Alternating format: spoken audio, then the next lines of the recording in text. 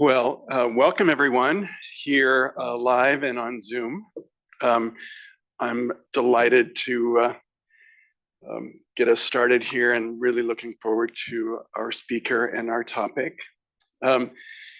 Our speaker, Dr. Esme Schaller, is someone who doesn't really need any introduction in this setting, but there are going to be people who will be watching this talk in faraway places and for years to come, not unlike the "What the heck is DBT" recording that Dr. Schaller did a few years ago, which is pushing 1 million views at the moment, 986,000 when I checked, it's probably more now.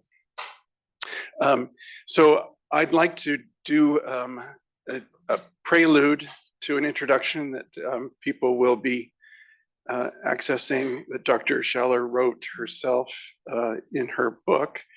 And the prelude is that Dr. Schaller got her undergraduate degree not far from here at Cal, where she got highest honors, and then went to Stony Brook and got her master's and PhD, and then came back out this way for her internship and postdoc, and joined us in 2007. Along the way, multiple teaching awards, other recognitions, and the story sort of picks up in her book, which is terrific and honestly reads like you're sitting with Dr. Schaller, who is telling you about therapy interfering behavior.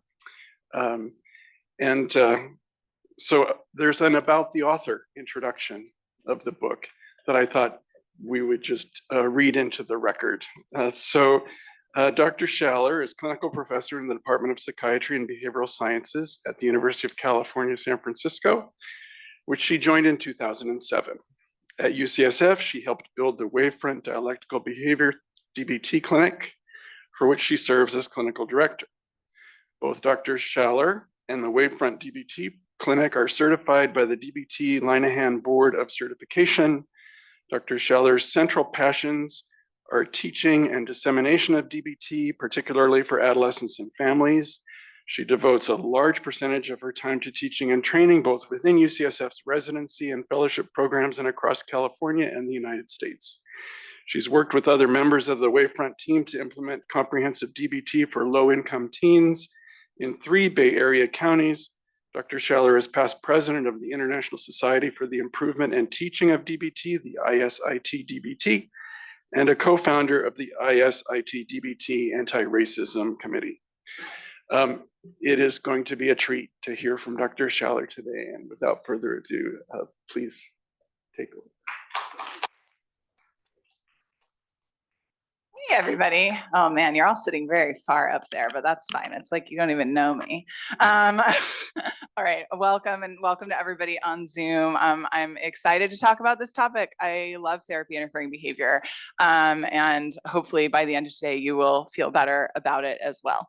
So I'm just going to jump in, and hopefully people will help me along the way. So my disclosure is I did write a book about this. Don't worry, that's not a conflict of interest. You don't make much money from books. Technically it probably is, but the UC doesn't even really think so. Yeah, you can probably pirate it if you want to, but it's about this. Okay, so who am I? I can't say that from here. That would be a conflict. Barbara can say that after. Okay, so who am I? Brian told you a little bit about me professionally. Some of that is on here. It's important to note my positionality in the universe as a person. I am a deeply middle-aged white lady. That's my main thing. I do not have a good poker face. Some of you may have been in the audience with me when someone else is talking and may have noticed that. So I would not be able to do psychodynamic therapy effectively. So did DBT find me or did I find DBT? The world will never know. I did get my PhD at Stony Brook. I'm a clinical professor. I'm the DBT team lead here. I've been doing DBT for 20 years this month. I started learning it 20 years ago. And I make a lot of mistakes in therapy. And this is why I have a special interest in this concept of therapy interfering behavior, One of my biggest mistakes is talking too much, which I can't really do today because you're here to see me talk, but that's one of them, and we'll talk about more of them. But this is why I am qualified to tell you about this concept. So my top priority today is that you leave here ready to practice addressing therapy interfering behavior with your patients. And I don't think it's that hard to do if you follow some basic principles. And that's what we're going to try to do. But I want to start with a quote from Marshall Linehan, who created DBT, who is the first person to kind of name this as a treatment target. That the aim of DBT is to create contingencies, enhance capabilities, and reduce inhibitions so that the probability of a patient's and therapist continuing together in therapy is enhanced. So I think no matter what kind of therapy or treatment you're doing, I think we all have this goal, right? We want our patients to stay in the treatment long enough for the treatment to work. And the thing that I think was so brilliant about Marcia's conceptualization of this is if we want that to be the case, then we have to actually address the things that might get them out of the treatment directly. And before Marcia, a lot of this is conversation that we had amongst ourselves, among clinicians of, oh no, this patient's doing X and I'm worried they're going to drop out. But it's not something that we traditionally brought directly to the patient to discuss. And that I think was the big, one of the biggest innovations. Marcia can be credited with a lot of different innovations, but I think one of the biggest innovations is that this is something that we can talk about directly. And in fact, that we must talk about directly if we actually care about the patient staying in treatment. And I think that that is true non-denominationally. I think that doesn't matter what kind of treatment you're doing. Our goal is to keep the patient in the treatment long enough that it has a chance to work. And so I'm hoping that you can take some things from DBT to apply in whatever it is work that you do. So here's the agenda. I said, I hope, because we only have an hour. So we're definitely going to do the first two. We're probably going to do the third and fourth, because I talk pretty fast. But I want to orient, I want to help you assess, I want to help you address it, both TIB in clients and TIB in yourself. I'm going to define those, don't worry. Okay, I am assuming you know the following, even just a little bit, because without assuming this, I really can't teach you anything. So about this concept. So some basic principles of behaviorism. You know, if you took a Psych 101 a long time ago, good enough. The basic idea of some kind of behavior chain or functional analysis, trying to understand why a patient's doing something rather than assuming why they're doing something. And then a little bit about what DBT is. You don't have to practice it yourself, but if you've been here for any amount of time, you've listened to me babble. So at least you have some overall concept of it. So what is therapy interfering behavior? How are we defining it for the purpose of this? It is any behavior on the part of either the clinician or the client that gets in the way of the central goal that we continue and work together. So it can be anything. It can be on purpose. It can be on accident. It doesn't matter. I do it, hopefully not just as much as my patients, but I'm just as likely to engage in a TIB as my patients are. So you may get from that things that I don't care about when it comes to TIB. I don't really care why someone is doing it. I care about why enough so that we can address the function, but whether they're doing it to like get at me or whether they're doing it accidentally does not really matter. The point is just, can we get this barrier out of the way so we can continue in our treatment? That's why I don't care much about the intention, and I don't care who's doing it. My TIB is just as important as the patient's TIB. We okay with these premises? Okay. The most important thing is that TIBs are an expected and normal part of therapy.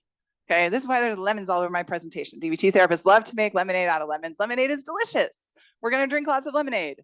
We want and expect that our patients will engage in therapy interfering behavior and that we will engage in therapy interfering behavior because we're both humans and we're trying to do a really hard thing, which is actually make some progress in challenging emotional situations. And I don't know about you guys, but I don't like challenging emotional situations, actually. I would rather avoid them just like my patients would rather avoid them. So of course I'm going to do some TIBs, and so are they, and that's fine. It's part of the treatment. It's not you're doing something wrong. Trainees, please embed this now, and the next few years of your work will be so much nicer if you learn this now instead of 10 years post-licensure when most people learn it. It is just part of the game. This is what we're doing, and it's supposed to be there. So why do I think you should address this directly instead of just bemoaning it to your team or to yourself? So obviously, hopefully it helps the client. If you believe in the treatment you're doing, it keeps them in there, keeps them in treatment. And then it will also help them in life because it turns out a lot of the therapy interfering behaviors our patients do they also do in their other relationships. So we'll talk about some examples, but they don't tend to only do it with you. You know, this is a concept that should be fine, also non-denominationally, trans theoretically, right? The things that our patients do with us show up in their other relationships. It also prevents burnout. So instead of you just fuming to yourself about the annoying behavior your patient is doing or the fact that you can't get X to change, you are actually figuring out a plan to get X to change to improve that situation, which makes it less likely that you burn out. It reduces shame for both the provider and the client. If I'm saying, hey, by the way, this is what we're addressing, this is a thing that I think is getting in the way, and I'm normalizing that we're always going to talk about it and that I don't think it's anybody's fault, that I think it's a normal and expected part of treatment, then there's much less likely to be shame coming up when we talk about it, whether it's mine or the patient's. It also saves bridges, by which I mean the opposite of burning bridges. So if we can actually address some of these things, it can keep the relationship going longer. It can help the client keep relationships going longer instead of burning it all down, which is maybe not what all of your patients do, but is what patients in DBT tend to do. I also am a firm believer that working on TIB directly can improve our cultural humility, because by acknowledging that I can engage in therapy interfering behavior and giving many, many different examples, one of the ways that I can do that is that I'm going to have blind spots based on my background and the ways in which I differ from a patient. And the patient may also have different blind spots. Like, we're getting that on the table at the very beginning of treatment and predicting it before it's going to happen, so that we're more likely, I'm signaling it is safe for you to tell me things that I do wrong. All different kinds of things, whether it's things that are accidentally racist or accidentally homophobic, or whether it's things that are just annoying to you. I want you to tell me when what I'm doing isn't working for you in this therapeutic relationship. I also like to get better at therapy. I don't know about you guys. I joke that this is why I do both treat people with BPD and teenagers, because they're both really honest with you and they'll tell you when you're doing a bad job. So I can't work with polite adults with smaller problems, because then I'll just keep sucking and I won't know. So this is a better way to continue to get more corrective information, to continue to improve your craft. And ultimately, when we're talking about suicide and self-harm and more intense symptoms, keeping clients in treatment can really be the difference between life or death. And so we want to make sure that we do everything we can to make that happen. So there's some overall principles that I want you to employ when you're getting ready to address TIB. We're going to think really behaviorally. So what is it exactly that this patient is doing? Not she's annoying, or she's doing that annoying thing again. But how do we really describe the behavior non-judgmentally and clearly, so that rather than it's something that is wrong with the patient, it is on the table between us of something that we can solve together. When I say be grounded in and also aware of our assumptions, we all bring assumptions to any interpersonal interaction. And I need to know, what am I assuming about this patient that's leading me to any interpretation I may have about the TIB, so that I can try to let go of that assumption and move on to number 3 of being curious of what is actually causing it. Because I may have a theory, I might have a hypothesis. I'm not saying you have to totally get rid of your hypothesis, but you want to be really curious, because if we don't learn what's really causing the TIB, we're going to have a much worse job of actually addressing it. And this comes back to normalizing, normalizing, normalizing. So this is a normal part of therapy. You're going to do it. I'm going to do it. You may think I'm really great right now in session 2. I might seem like the coolest therapist you've had. You're going to hate me by session 6, and that's fine. We're going to roll with it, but you're going to tell me the specific things that I'm doing that are making you hate me, so that we can continue to work together. That's the commitment that I'm asking for. So expecting it to come up, not like, oh no, is there a TIB? But like, bring them on. Let's manage them together. And then I like to think about listening closely to the TIB. So often it's telling you something important. So it could be something, lots of different therapies require homework. In DBT, we require a diary card, which some patients really, really love and some patients don't love. You can have a TIB in either direction with a diary card. You can have an over-functioning patient that fills out that diary card so thoroughly that they're using it as a way to avoid their emotions, or you can have a patient that doesn't do the diary card at all, and that's the way that they're avoiding their emotions. And paying attention to the topography of that behavior and trying to understand what's behind it is going to help me have a better way to address what's getting in the way for that patient so that we can actually get to the work that we're trying to do. And then my last little piece is exposure works on therapists too.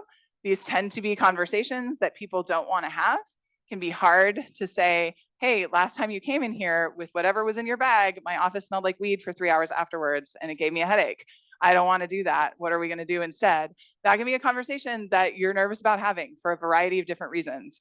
And the more you can do it, the more you can do it with caring and non-judgmentally, the more effective you will get, and you will see that it's not that scary. So this is kind of our broad umbrella as we're trying to approach these things. We're also going to approach it in this way. I'm emphasizing curiosity again, because as therapists, we often think we're smarter than we are. We got all these degrees and licenses, and we think we know things about the human experience that we frankly really don't know.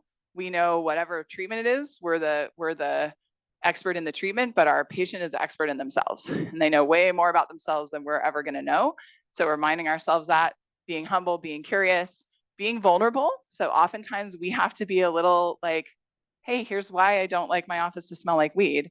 And there may be reasons that are more personal to you, or it may be more of a, there could be lots of different things. And we have to be genuine, because if we can't hide behind, it's not appropriate for you to make my office smell like weed.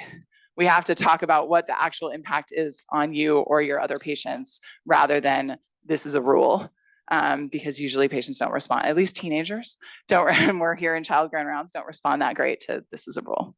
So we're going to try to embody these vibes as we're approaching TIB. So the most important thing you will learn from me today is orienting. This doesn't work if you wait for a TIB to occur. You want to be talking about these in advance before it happens. So session 1 or 2, ideally. You're going to explain this concept of a TIB. It's anything that you do or that I do that gets in the way of our work together. And you're going to link it to the patient's goals. So you're here because you want to feel less depressed. If you stop coming, I'm not going to be able to help you feel less depressed. And if you're keeping things secretly from me because you're worried about my reaction about something that I did that made it hard for you or made it hard for you to open up, then I'm not going to be able to help you. Right? So why is TIB related to the goals? Why is it important to discuss? You have to acknowledge that this is likely new, especially for teens and young people, right? They don't have a lot of adults in their lives telling them to tell them when the adult messes up. But this is true for adults in therapy as well. They often don't have therapists saying, hey, they have like the general, like, how did this feel, right? But sometimes that's not a real question, or patients, especially patients who are good at picking up emotional cues, know that that's not a real question. You're supposed to be like, oh yeah, this was great, I'll see you next week, right? And then they don't come back. So we really always remember the modal number of therapy sessions is 1. So we want to acknowledge, I'm asking you to do something hard, and I'm going to do my best to reinforce you and show you that I'm open to it and that I really want to know about it. And we'll talk about addressing TIB in yourself when that happens too. Giving lots of examples. So I will often, there are simple examples like coming late to session or canceling last minute, right? That are pretty easy to talk about. And that in the beginning of therapy, everybody's gonna be like, oh, sure, no, I'm not gonna do that, right?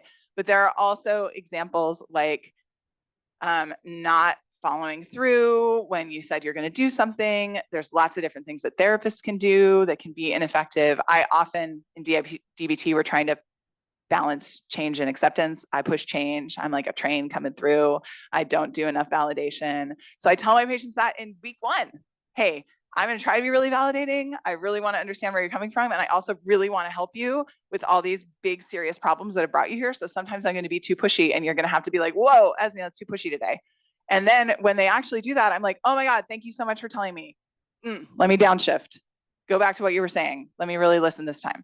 So giving examples and making it clear that you're open to the feedback is really, really important. And then noting the special role that systems of oppression have in this. So as a cisgender, straight, white, married lady, there's a lot of things that I am blind to in my day-to-day life. And I want my patients to know that I know that, and that I'm open to feedback about that. So I will remark very early in session 1 or 2, hey, I'm a cisgender, straight, white lady. I noticed that you're not. What are the different things that you think might come up? How have your interactions with other old straight white ladies gone? What are some things they do that bother you? How can how can we manage this? Like, I am a person that you can talk to about this stuff. And I know that it's really hard to ask you to talk to me about this stuff. So I'm going to check in about it again. And I'm going to keep bringing it up. Depending on your level of privilege and things like that, you may not need to do that in the same way, but thinking about that. So early and often, I cannot say this enough, do not wait. Oftentimes people want to wait because they're worried about bringing something up potentially negative. Like if the vibe's going good so far and you feel like the patient likes you and they're gonna stick around, you don't want to be like, by the way, I'm gonna mess up and you're gonna mess up and like it's gonna go bad. And I promise you, it is way better to predict it in advance when the vibes are good than to wait for when something goes wrong. So forecast it ahead of time, be very matter of fact and non-judgmental about it. Make sense? Bring it up, tell them it's gonna happen. So how do you assess it? First, I wanna talk about a couple myths about it. The number one myth I hear is that it's on purpose. People love to overinterpret TIBs and think about like what it means that the client is late, or what it means that the client answers I don't know to every question, or what it means that the client stormed out of session. And like that might be useful, but it may or may not be. And so assuming, and in DBT, we assume people are doing the best they can, which can get other people to call us naive, but it tends to work. And I'm still doing this 20 years later, even though I only work with BPD patients. So it's a nice assumption to make. I don't assume that my clients know that they're doing it either. Sometimes they do and sometimes they don't. So I don't assume that they don't know that they're doing it. I just know that they're doing it and that it's something that we need to address to improve our treatment. So they might be, they might not be. But when we get too attached to any of these ideas, it can make it difficult for us to kind of non-judgmentally proceed to address it in a way that doesn't bring up defensiveness on the part of the client. So some more effective assumptions that everyone will engage in it. I know I've already beaten that already partway into the talk.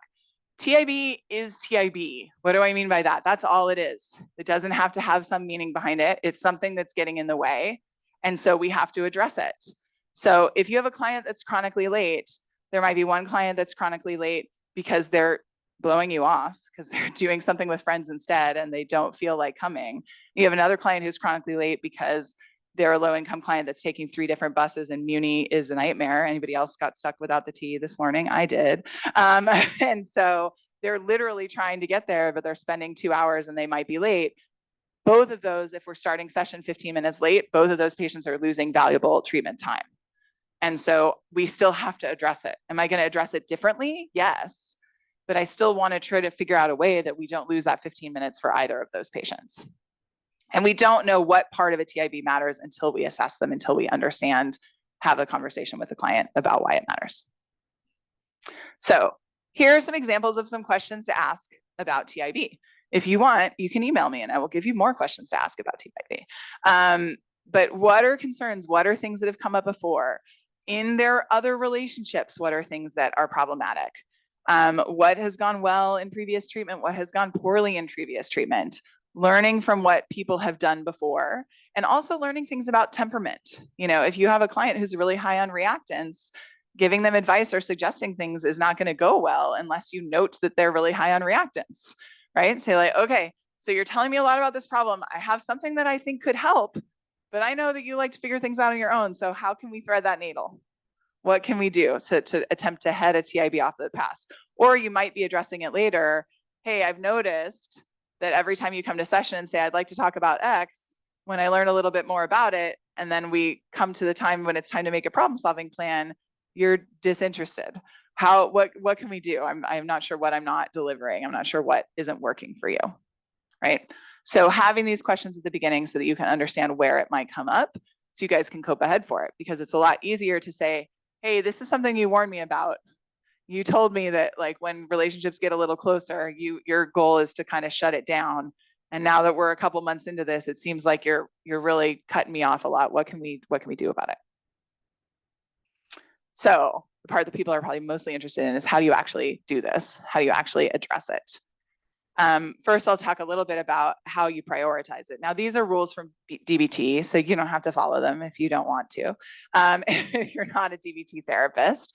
And the most important reason to address TIB is if it's threatening people's continuation in therapy. So if you think they're going to drop out because of the TIB, then you want to spend time addressing it. And then there's a lot of other reasons that you might address it. When it's interfering with the immediate process of therapy, that's the I don't knows, right? That's the shutdown responses. How can we help with those so that we can actually talk about the things that you came here to talk about? Obviously, when it's related to suicide or self-harm, when it mirrors problems outside of session. So if you're starting to notice that a behavior that comes up a lot in relationships, I had a client a few years ago who people would get really frustrated at them for what they would just get called a know-it-all all the time. And they would lecture people about anything. And then they would start doing that in session. And it was a really good way to avoid actually talking about the things that were bringing them to session, one of which was their deep loneliness. And it was also making them really lonely because friends were dumping them because they didn't feel like being lectured all the time. So it was essential that we address that behavior. It didn't really bother me that much. I kind of had to get, because I thought it was sort of funny, but being lectured by a 15-year-old has some amusement to it. And I had to address it because it was really torpedoing their social goals, right? And then sometimes lack of progress is a therapy interfering behavior. Often it's not. So often it's just that you need to tolerate slow progress with a lot of our very complex patients that we tend to see in all of our clinics here. And sometimes it can be a therapy interfering behavior. And then we also do address it if it's burning us out. Now that's the last priority. It's not the top one. And lots of times these other ones aren't having, but our patients are doing something that is really frustrating us and is making us less effective. And that is a reason to address it, because we want to be giving all of our patients the most effective therapists that they can have. And we also want you guys to have longevity in the field. And so one way to have that is by addressing these things.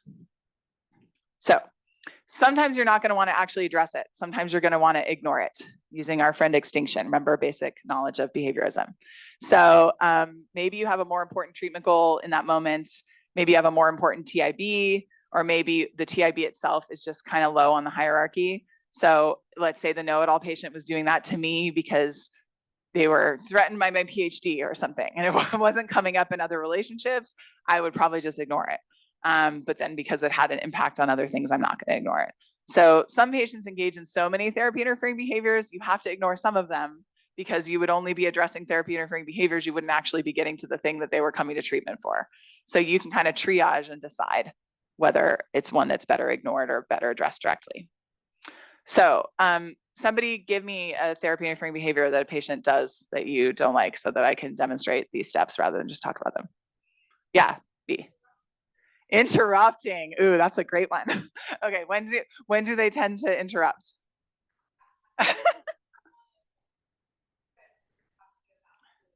Okay. And give me just like one thing that they're coming to therapy for. Like what's a goal that they have that they're trying to get work done on? Yeah. Okay. So getting more independent. Yeah, launching from parents and all that stuff, young adult stuff. Okay, great. So Barbara, I really want to talk to you about a therapy interfering behavior today. So remember, this is something that I assume will come up, right? It's not like a blaming thing. I just want to label it because I feel like it might be getting in the way of our work. And I'm really invested in you getting that independence and getting out and getting things done. And sometimes I think this thing I want to talk about is stopping us from that, right? So let me just try to describe it a little bit clearly. Sometimes when we're going through, we're having a discussion about, like last week it came up when we were talking about your job application, right? And I think I was trying to like come up with some ways that we might be more effective with the job application and I might help you get it done. And you just kept cutting me off. Like you just kept talking. And it's not that easy to cut me off. And somehow I just couldn't get a word out. And I am worried that if I can't say the things to you that I think would be helpful, that we're going to just be stuck here talking about what jerks your parents are and how you're stuck at home, and we're never going to get this application done. So I really want to make sure there's a way that, so I'm curious, what is it? Now I'm on to number 3 already. Hopefully you can tell. What is it that's making you want to interrupt me in that moment? What is it that you don't think I'm getting something, or I'm not understanding something, or what's causing you to jump in when I'm trying to get to the problem solving piece? Okay. Okay. So she said, I want to make sure you have all the information for people on Zoom. And do you have an example of a piece of information I didn't have?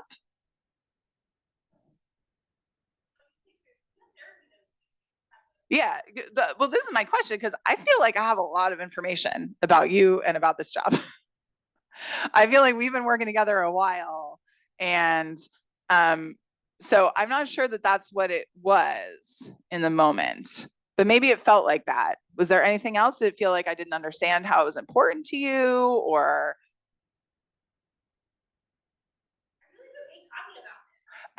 There, great.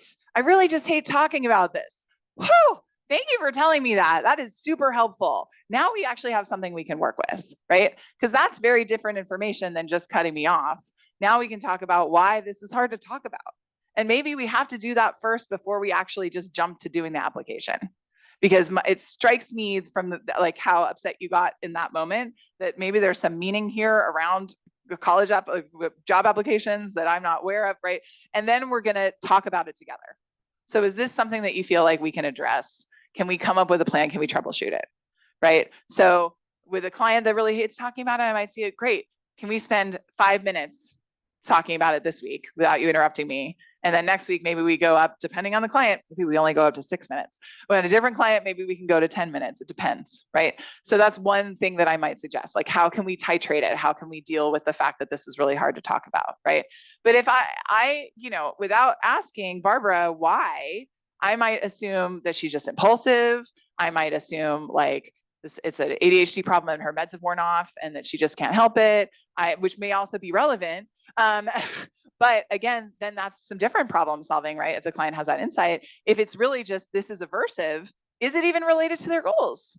Right? That's important information. Maybe they don't want to be working on the job applications and I'm going down a garden path that's not actually in line with their goals, right? But by addressing it directly, we can actually figure those things out.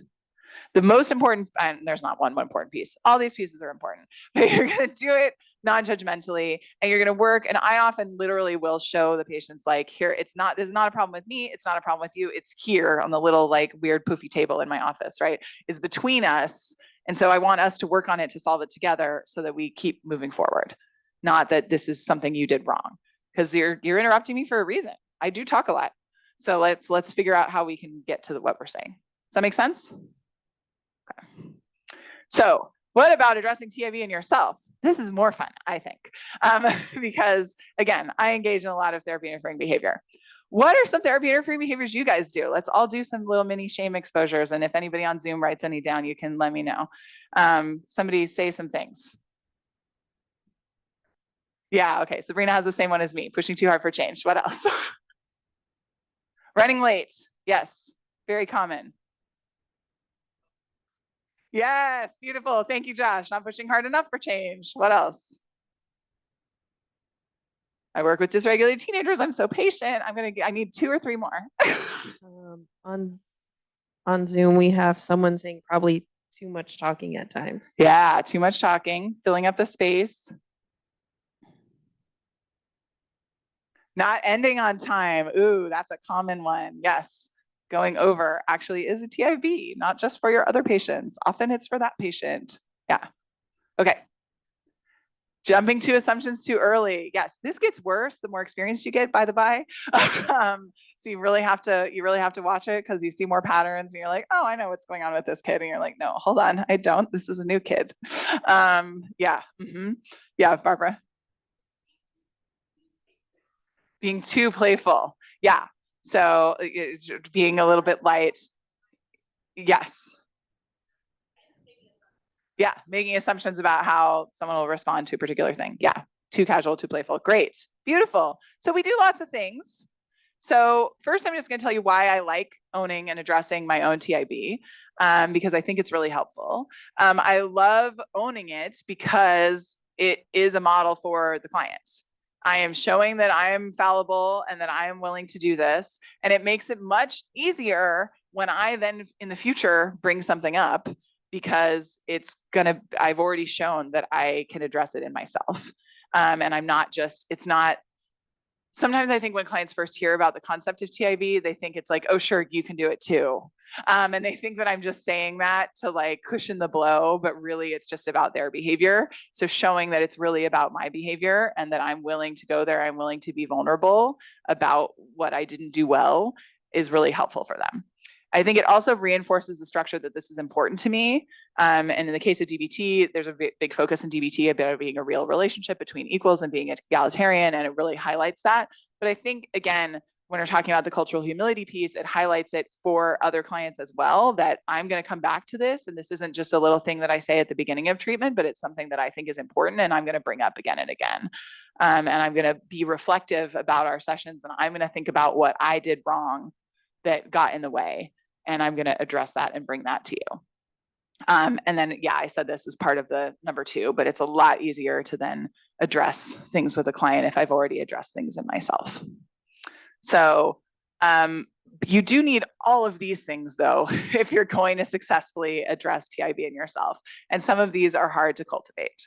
So you do need to have your own mindfulness skills to think about what you did, what might have gone wrong, and also like, are you in the right state to be able to address it effectively that day to own the challenge that you did.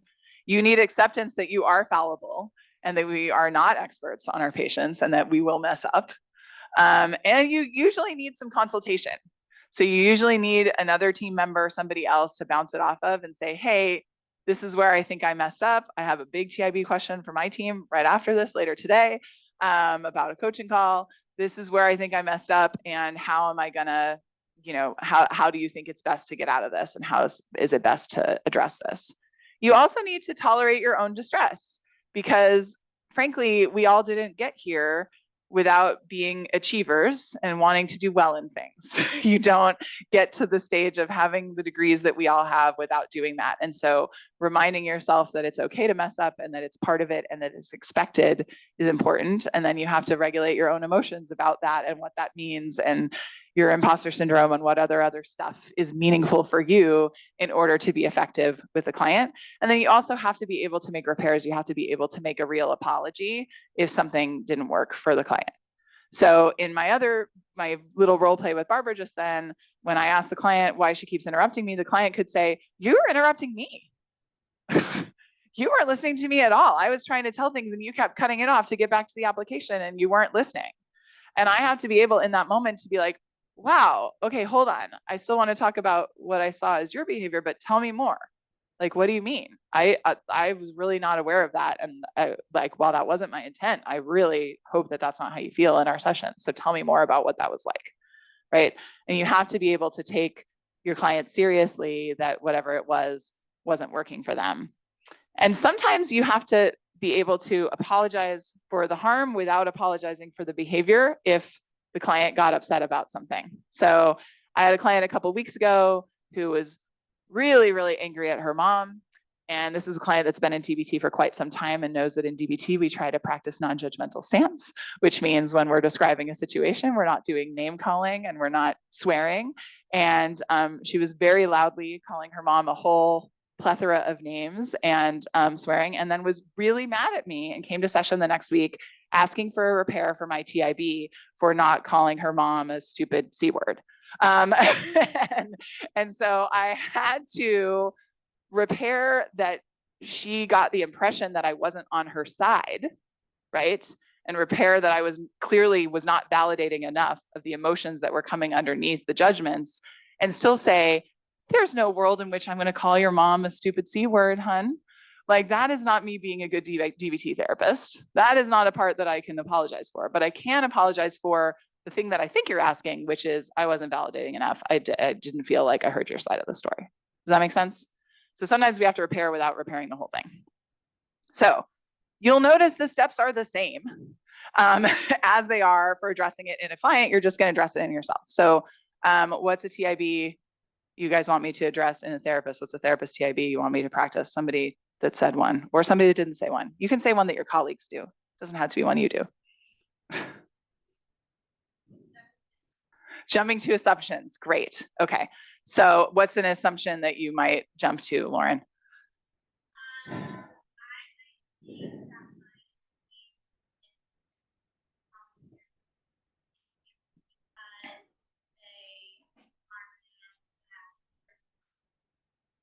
Okay. So assuming that the teen is calling the mom names because the mom took away the phone and they're angry about that, and it's actually a totally different reason. We just haven't gotten to the bottom of it yet. Great. Okay. So Lauren, I wanted to talk to you about a TIB that I think I did last week. You'll notice most of these are about last week. You don't have to do it in the moment. If you don't know in the moment, that's okay. We still want to model it later. Sometimes you'll know in the moment. We could do in the moment right now if you want. Okay, fine, I'll do in the moment. Right then, I noticed you got really upset with me a couple minutes ago. So thanks for sticking it out. I'm glad you're still here. I think I just did a TIB, which again, remember, it's normal, something that we both do, but I wanted to talk with you about it because I think it's getting in the way. I think you started talking about how mad you were at your mom, and I assumed it was because she took away your phone last week. But I'm getting the vibe that maybe it was for a different reason. Okay, so it didn't have anything to do with the phone. Yeah, so that's on me. I really don't want you to feel like I'm jumping to conclusions and making judgments about why you do things. Like I really am curious about you and I want to learn why you're really doing things, because that's going to help us meet your goals of getting back into a regular high school and being less depressed. I'm just making those up. So, and if I'm not listening to you, I'm going to miss important information. So I'm sorry. I think, you know, the why may not matter that much, but I think previously it has been about your phone. And so I just kind of thought we were on that same path. But I appreciate you slowing down to let me know that we're not on that same path. And so I think that's why I assumed it, because it's come up a lot before. But what can we do so that I don't jump to that conclusion again? Like, what do you think would be helpful when I do that, or in those moments where I'm kind of messing up and assuming things about you?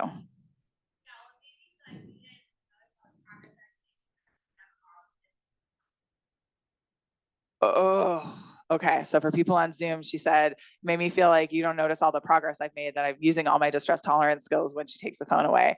So I would literally do what I just did. If a patient said that, I would say, oh, geez, that is the last thing I want you to do or want you to think. Gosh, I'm so sorry. That's really not my goal. And I can commit to you that, like, I definitely see the progress, and there are certainly other things you do, your mom does, that are worthy of your anger. I don't think that's the only challenge with you guys.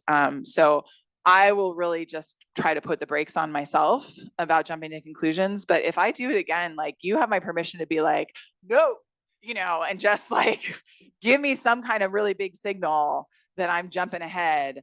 And, you know, if we need to, like, you can make a safe word, you can do whatever, like if it's something that you think will come up again. But is this something that you think I do a lot, or did it just happen just now and that's why you had that big reaction? Oh, okay. So you're so upset because usually I don't do that, and it was like really glaring. Okay. Well, that's good, because then it's easier for me to not do if I don't tend to do it a lot. And I really do want you to tell me again, and I appreciate you letting me know now. Okay. Do you think we can go back to talking about the situation so I can learn why you actually were so mad at her? Beautiful. Okay, great. Make sense? Sound okay? Okay. I know there's gonna be a lot of questions, so we'll try to get to those. I think really, again, not just saying it's important for Lauren's goals that I don't assume why she's doing something, but also like, I care about it, right? I don't want you to feel that way. I want you to see the progress that you're making. I'm invested in this. When you're owning your own TIB, it's about why it's important to you, not just why it's important to the patient. It's fine if it's also important to the patient, but you don't want to do this thing of like, well, for your therapy, it's good if I'm a better therapist. Like it just feels really disingenuous. You want to talk about why it's important to you and how it's in line with your goals as well. Okay. I got through all the things I wanted to get through, and it's 12:45, so I'm very excited. So what questions do people have? Obviously, it's easier with more practice, and I'm happy to do more practice if people have a question about practice, but I'm also happy just to answer broader questions.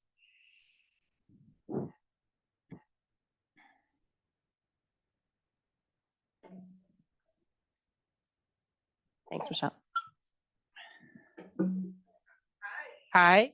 Hi. There you Hi, go. Dr. Shallers. That was amazing. my question to you is sometimes we get, I know I'll just speak from my personal experience. Sometimes I may get hung up on the context, the big meta context of discrimination, homophobia, all sorts of other bias, name all of them, them all.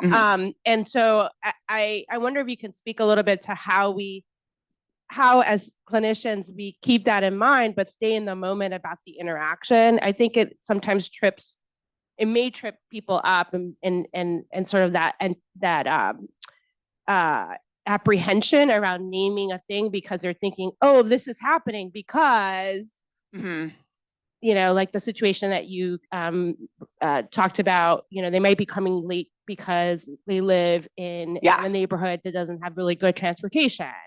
Blah, blah, blah, blah. Yeah. Thank you. So how do you address these larger contextual items while still dealing with the patient that's in front of you and the fact that you still want them there the whole time? Like with that, and I think that's, it's a balance, right? It's a dialectic.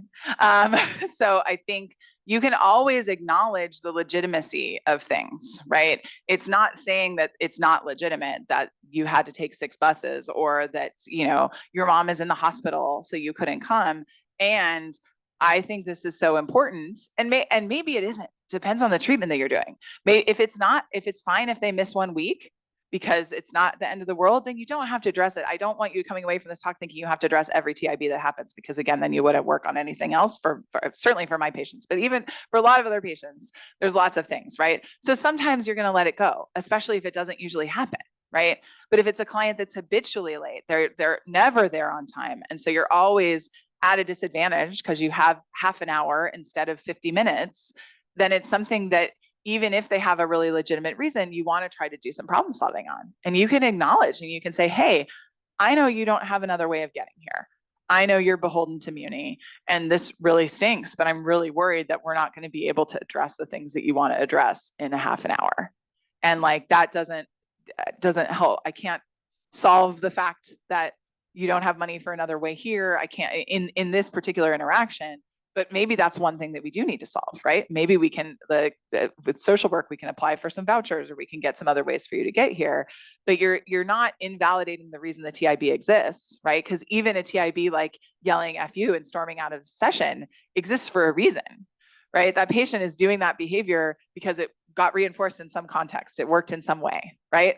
The thing that you brought up was too stressful to talk about, or the thing that you wanted to talk about, what you said was too painful or too close to what a previous abuser has said to them or something, right? And so I'm always interested in validating the context of like, of course you got that upset, or of course you were late, and I want you here so bad.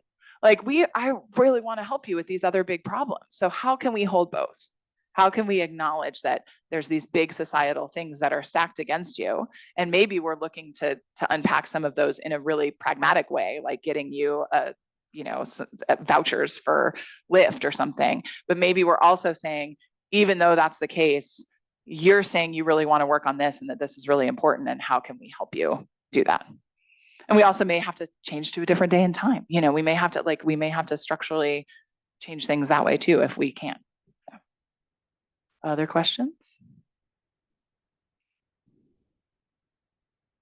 Is there anybody on Zoom, Michelle?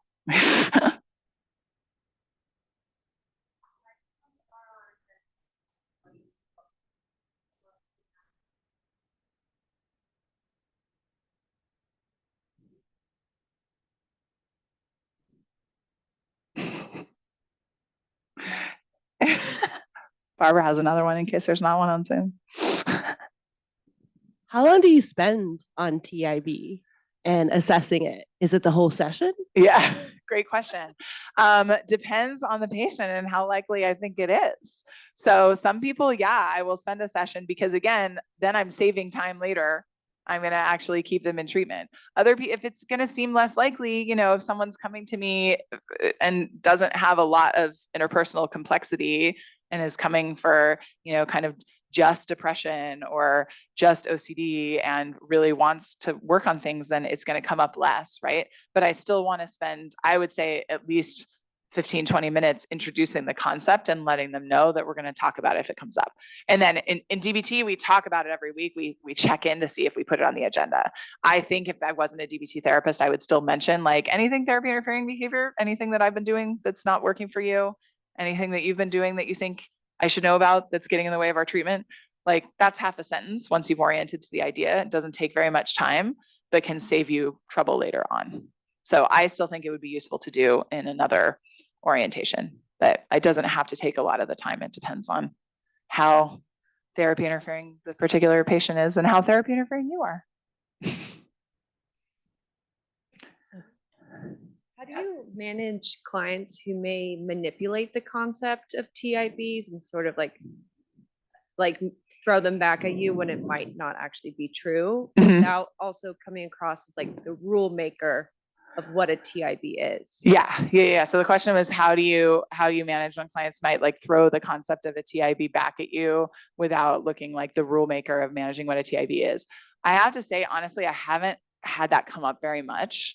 I think that's like every once in a while it will come up, like the example that I gave of like, you weren't mean enough to my mom, right? And usually with enough validation, that will settle. And so I'm always looking for the kernel of truth in what the client is saying to me and what they're upset about, right? So maybe I didn't do something wrong, and what I did do wrong is the client didn't understand why I did something. Right. So it's very often, I think, TIBs that we do as a therapist is failures of orienting. And I see this definitely across orientations of like, well, I'm doing this because of X, and the client has no idea that that's a thing that therapists do. And so then they get mad because they're like, well, why did you do it? And I'm like, oh, well, that's actually a thing. We're supposed to do that. But they don't know that. So if a client's really upset about a thing that I don't think I did wrong, that I think is actually therapy promoting, what I have done wrong is they don't know that why it's therapy promoting. And so I'll rewind and you know, like clients will be like, I don't know why you're so obsessed with this diary card. It's stupid. It's not helpful to me. And I'm like, oh, I really have not done a good enough job orienting you about the evidence behind the diary card and why I think this is an essential life-saving part of our treatment. Totally makes sense that you're mad. Why do you think we do it? Because you have to. Because it's part of DBT. Oh, that's not why we do it at all. I do very few things because I have to. Let me tell you why it's actually helpful, and see if we can work. And then maybe there's a problem with the diary card. Maybe you have some kind of neurodiversity that makes the way the standard diary card is overwhelming. Maybe the columns aren't correct. Maybe we don't have the right information on it. Like we can talk about that, but it's showing willingness to address whatever the underlying thing is, as opposed to like, you were a bad therapist, you did a bad. Does that answer your question? Okay. Great. Well, thanks everybody. Happy to answer other questions. Email me, whatever. Yeah, Lauren. Yeah. Thank you, Dr. Schaller. I really appreciate you interweaving culture and sectionality and oppression. I feel like the concept of TIB is very aligned with like individualistic, low context, direct communication, which might be very different than what some folks are used to. So how do you kind of grapple or address those cultural differences in communication? I love this question so much. Yeah, so I think that that's definitely true. And that's ideally one of the things that we talk about when we're orienting, right? And so, you know, I have a client from a cultural background that does more high contact, low directness communication. And I say, hey, so first of all, I'm going to talk about DBT and the most therapy interfering section of DBT when it comes to that, which is interpersonal effectiveness, right? And so I'm going to want to give that client a preview that like, hey, there's going to be a couple skills that are come up that are very much like, you know, assertive white lady skills that you may not feel comfortable using. And I want to make sure we tailor them to you so that they're actually useful to get your needs met. And related to that, I want you to talk to me when I do something wrong, which is something that you probably don't do a lot in other areas of your life. And I'm not saying that you need to do it in a ton of other areas, but I don't want you to then ghost me because I don't understand something. So can we work together to figure out a way that's comfortable for you to bring something up? And like what I can do is I can really be on the lookout for my own behavior if you tell me now when I haven't done it yet. So lots of times clients are more comfortable saying theoretically or telling you about a past therapist that did something wrong. And then you know that's something to look for. And then if you get a response that you don't like, you can be like, hang on, is this one of those situations where you said it might be hard to tell me what was going on wrong, Lauren, right? Because ultimately I can't know unless they actually tell me. And it's a specific situation where I'm asking, please tell me, but maybe we need to figure a different way out, right? And maybe they need to write down TIBs in advance and it's something I review instead of something they say directly to my face. But the act of putting on the agenda every time and really saying, I know this is hard, I know this isn't how you were raised to communicate, and I'm not going to be able to know I'm messing up if you don't tell me. So how do we find a happy medium with that? Great.